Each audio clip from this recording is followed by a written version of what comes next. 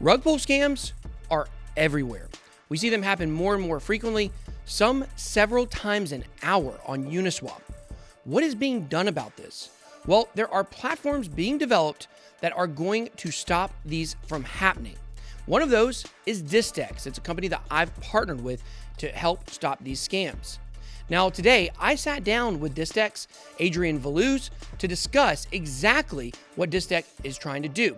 We also get into the first successful token sale that's running on DistX, Carbon, which I told you guys about last week as my moonshot of the week. Carbon is doing very well with their token sale and has reached their soft cap. A little bit later today, after this video, I'm going to do a tutorial and show you guys how to buy it because a lot of people have been asking me. So make sure you guys come back a little later today for that. Well, let's go ahead and get into the video. Hey guys, today I am joined by the founder of DistX, Adrian Velouz. Is that the proper way to? Yeah, you got it. First try. Look at that. I didn't even have to go to howtopronounce.com or something to pull it up. Yeah. Miracle. Big risk I took saying the name. Worked out. But you know, when it comes to cryptocurrency, you know, there's a little of risk involved, but sometimes that risk leads to negative stuff, rug pull scams and things like that. So DistX was kind of birthed to kind of fight stuff like that, which is something I'm real passionate about doing. You know, we've seen projects that have done it before, rug pulled, exit scammed, projects I've talked about on this channel. You know, I trust these people. You got to extend trust sometimes, and then they came and chopped the legs out from under everybody. So just give us a little bit about the vision of DistX and how you came up with the idea. Yeah, cool. I've been working on a bunch of different tools I was a freelance dev in the blockchain space for quite some time. So working on a bunch of tools for different projects, launching tokens, doing all the normal stuff that a freelancer would do. At some point decided it'd be good to collate that into like a tool set or a platform that could automate that a lot more. And then at the same time, the DeFi boom was starting to hit that top curve, I would say, where rug pulls really started to happen on the hourly, if not more than that. They said multiple ones per hour, even still. I think. For sure. Mm-hmm. Yeah. And we realized that platform that I had started to put together would really help solve that problem by automating and contract controlling all these things that teams do to rug pull.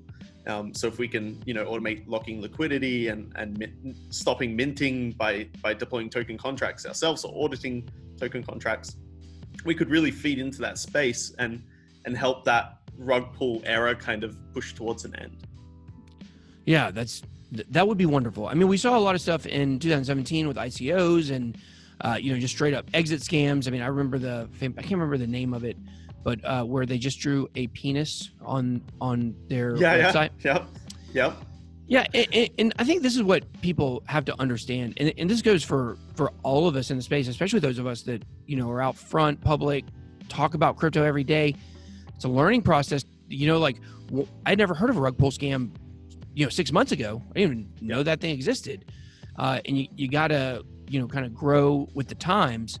And so this is something that's been developing and has gotten really big, and it's got to get out of the space, or else new people are going to come in, especially when crypto starts pumping, and they're going to lose all their money. And what do you think they're going to do when they lose their money?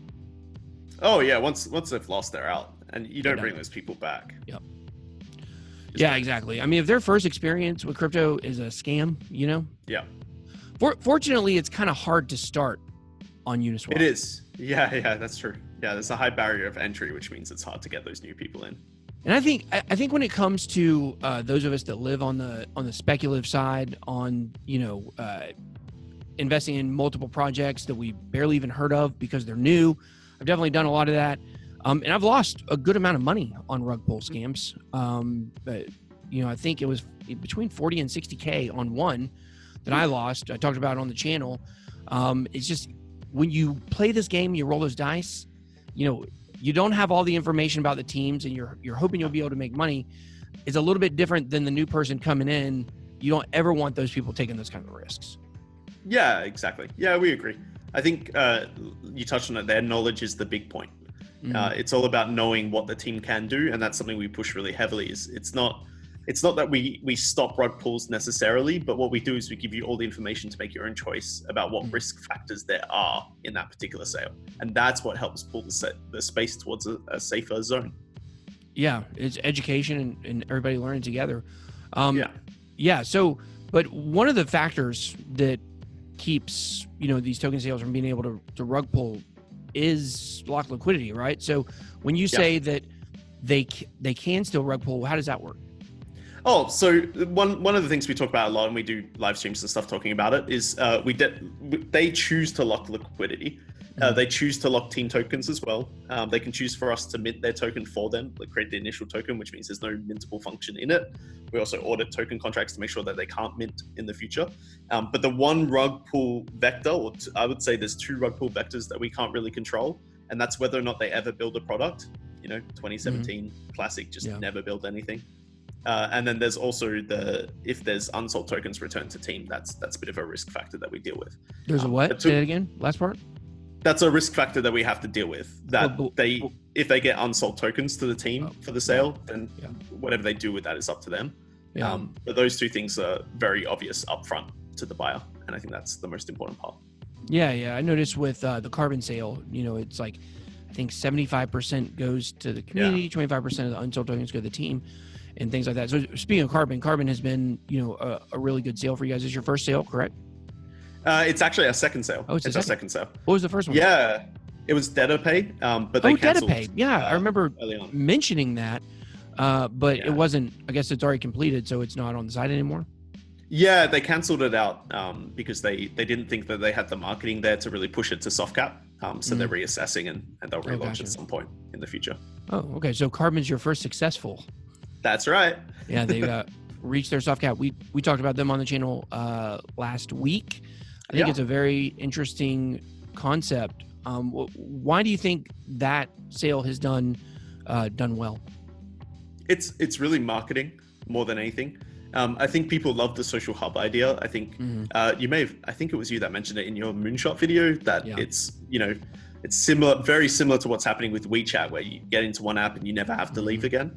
I think that really appeals to a lot of people, especially in crypto. Like, it's ridiculous trying to keep track of everything. So much. Yeah, and it's on the flip side of that, they're really good at marketing, right? They get the videos made, they get the posts out there. They're really good at drumming up some hype for their projects. Yeah, and their sale is still going on right now. I think it ends in like a week or something like that. So they're as of right now, I think about a third of the way to the hard cap. They already met the soft cap, and I think that the way you guys have the platform set up, you can go and see all of the information. How much has been raised so far, what the soft cap is, what the hard cap is, and things like that. I think that's good. I think obviously that transparency, like you said, it really adds a lot when people are trying to make financial decisions, if you will.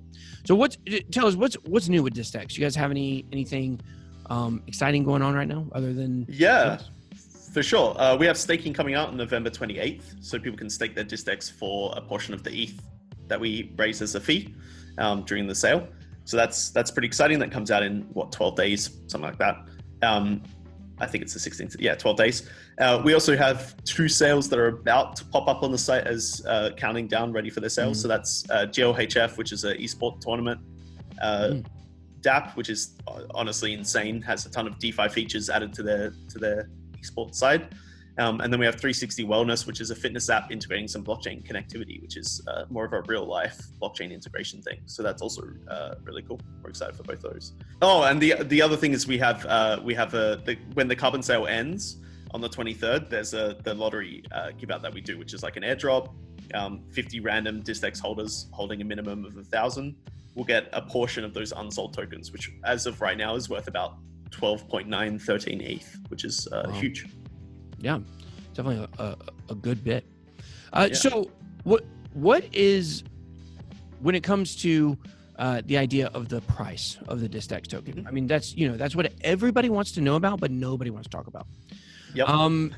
Obviously, I don't have it pulled up in front of me, but I think the price has gone down of the token itself. But yet your platform's running well. I mean, what do you think about that disconnect between, the success is working, you're doing well, and the lag in the price? I mean, obviously we had a DeFi bubble pop kind of, a mini bubble. So that played into it. But what are your thoughts on that? Yeah, I think I've been around this space since 2017, early 2017. It's not uncommon that when a platform launches, the token will disconnect itself a bit from that. I would say it's probably pretty normal. In terms of the DistX token, I think mainly it's because there's quite a gap between launch and benefit to the token, right? The benefits kick in when the sales sell out. Top 200 holders getting a portion of the tokens for free. The airdrops kicking in, the fee collection happening, the staking happening. There's quite a disconnect in there. I think that's what we're seeing right now. Once those disconnects start closing, Carbon Sales obviously hit soft cap. That's been quite good for our price. As those disconnects start closing down and we reach closer to staking and the fee payouts, I think the token will be fine. Yeah. Well, I think with the bull run, I mean, we all know it's coming. We feel it. It's just a matter of how long is it going to be before, that, well, bleeds isn't the right word because that usually means goes down, but till the profits from Bitcoin start flowing into Ethereum and then it starts flowing down below that. And then before you know it, altcoins are having their day. When you were around in 2017, how did you first get in the space? I was doing freelance development for mobile apps, and then one of the guys that I knew through that was starting an ICO. So they asked me to come on and do some blockchain development stuff, and been there ever since. Wild times. Yeah, 2017, man. That's a year I won't forget. I think that's where all the grays on the side of my head come from. Hence the hat. God, mine come from every day of my life. But yeah, it was a crazy time back in 2017, and to think that we're going to experience that again, maybe to the 10th power, it's going to be way bigger this time and way crazier. And somebody made a good point. I can't remember who it was. I was watching, they said, the thing is that, it's Crypto Jeb. He said, it's crazy to think that at the end of the last bull run, the very end, like the last month when it was at the fever pitch, that was when CNB or MSNBC started talking about it. It's when celebrities started talking about it, trying to promote it. Gwyneth Paltrow, Ashton Kutcher, T.I., all these guys were getting in, and then they crashed. They're gone. That was at the end of the bull run when it was getting attention. Right now, like it feels like we're already starting to get that attention. It's just the beginning. Yeah, man. I mean, even quite active on Twitter, which makes sense with this space. But you follow this like YouTubers and vloggers talking about, I hold Ethereum or I hold Bitcoin or whatever, and starting to push that market. And that's I agree. It's insane that that's happening before it booms. Like, this is going to be a nuts year next year. It's going to be so crazy. Like it's already starting to get crazy. I mean, the fact we went from 12 to now 16, could be 17 anytime now. Man, it's so funny because back in January, the beginning of January, I was like, maybe we're all wrong, maybe this isn't happening, because December is when it should have probably started, and then January it should have been rolling, and then I guess at the end of January it finally popped off. But I just remember thinking like, oh God, what if we're all wrong? Yeah, dude, for sure. Like even the contracts that I was seeing coming through were smaller. Like people were starting to go, maybe it's not worth building stuff right now. Like maybe it's done, maybe we're finished, and then boom, here we are. Yeah, man, it's just it's like clockwork. It's like clockwork. So, well, it's a code, and it's goes in cycles. You get the halving cycles. The halving happens on the atomic clock of how many blocks. So yeah, exactly. Yeah. So tell us, last question here. What is in store for the future of DistX? What do you guys have going on? Like, let's look further in the future. You told us what's coming on like very soon, but like project us a year, 2, 3 years down the road.